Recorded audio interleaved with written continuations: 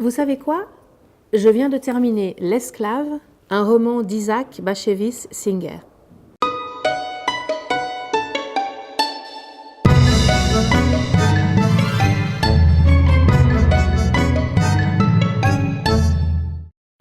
Alors ce roman se passe au XVIIe siècle, en Pologne, et à cette époque, les Juifs étaient victimes de pogroms.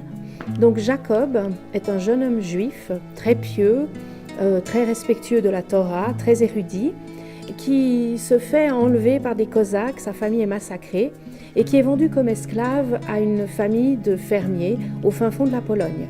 Donc là, Jacob va tomber amoureux de la fille de la ferme, Wanda, mais Wanda n'est pas juive, et à cette époque, les relations entre les juifs et les non-juifs étaient strictement interdites.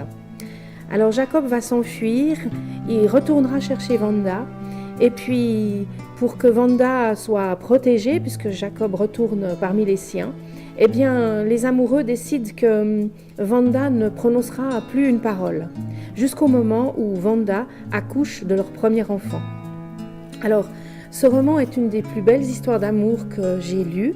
C'est Isaac Bashevis Singer est pour moi un immense auteur. Il a d'ailleurs obtenu le prix Nobel de littérature en 1978. C'est à la fois un conte, une épopée. Il n'hésite pas à mettre en scène des personnages diaboliques qui viennent tourmenter les héros. Il a aussi une grande humanité pour décrire ses personnages.